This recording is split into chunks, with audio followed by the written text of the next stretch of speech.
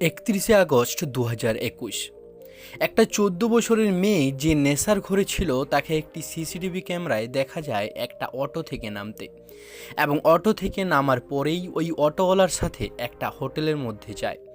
অটোওয়ালা হোটেলের মধ্যে একটি রুমের মধ্যে নিয়ে যায় ওই মেয়েটিকে।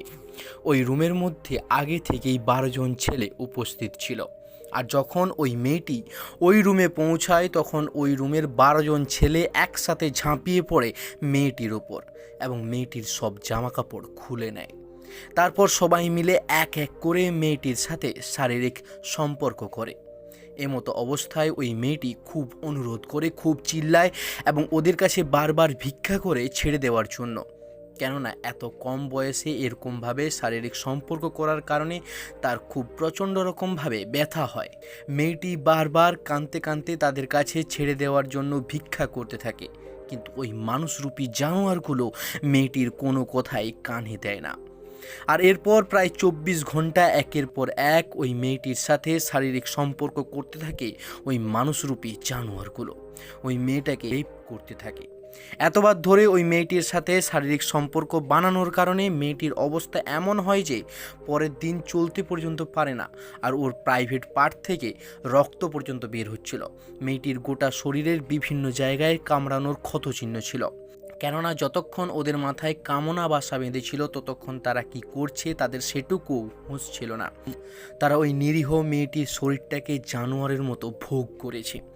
যখন তাদের শরীরের খিদা মিটে যায় তখন তারা ওই মেয়েটিকে হোটেল রুম থেকে বের করে দেয় এবং গেট বন্ধ করে দেয়। ঠিক তখনই ওদের মধ্যে একজনকার একটু খারাপ লাগে।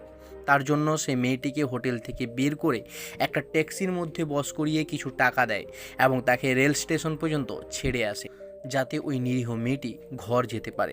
এই ঘটনাটি আরও জানার আগে এটা আগে জানতে হবে যে ওই 14 বছরের মেয়েটি ওই জানোয়ারগুলোর হাতে পড়লো কীভাবে। তো চলে আসো শুরু থেকে শুরু করে যাক দেশ দুনিয়ার ডার্ক রিয়ালিটি। ঘটনাটি ঘটেছে মহারাষ্ট্রের পুনে শহরের পানবাড়ি থানা এলাকায়।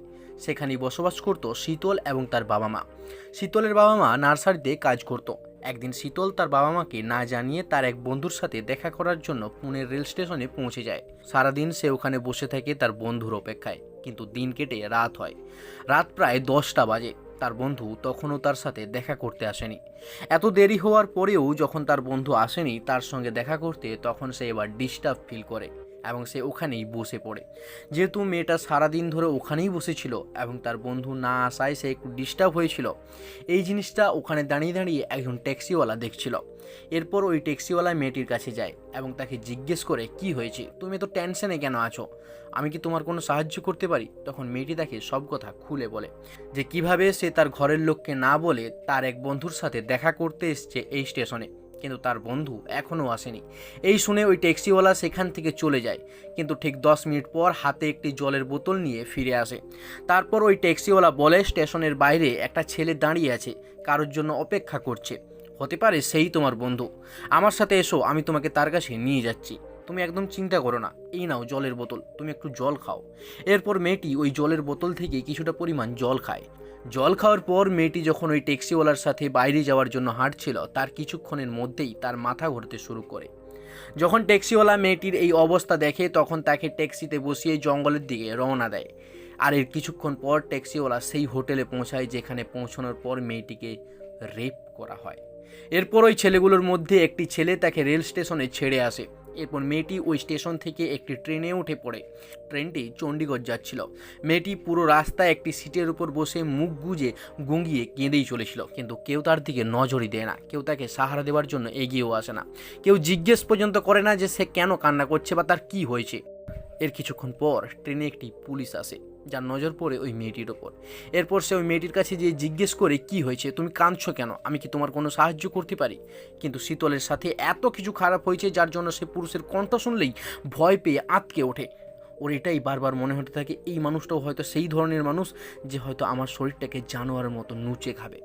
ওই পুলিশটিকে কিছুই বলে না শীতল, কিন্তু পুলিশটি খুব ভালো মনের মানুষ ছিল। এই জন্য সে তৎক্ষণাৎ তার টিমের সাথে যোগাযোগ করে এবং সেখান থেকে তৎক্ষণাৎ এক লেডি পুলিশকে ডেকে আনে। এরপর ওই মহিলা পুলিশ শীতলের কাছে যায়, তাকে জল খাওয়ায়। তারপর শীতল ওই মহিলা পুলিশটিকে সব কিছু খুলে বলে। এরপর আবার শীতলকে হাওয়াই জাহাজের মাধ্যমে চণ্ডীগড় থেকে মুম্বাই পৌঁছানো হয় এবং তাকে হসপিটালে ভর্তি করানো হয়।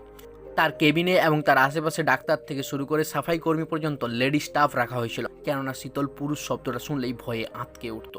এরপর পুলিশ নিজে থেকেই কেসটা হাতে নিয়ে ইনকোয়ারি করে এবং চটজলদি ওই সব অপরাধীগুলোকে অ্যারেস্ট করে। এই ছিল আমাদের আজকের সত্য ঘটনা। তো দেখা হচ্ছে পরের কোনো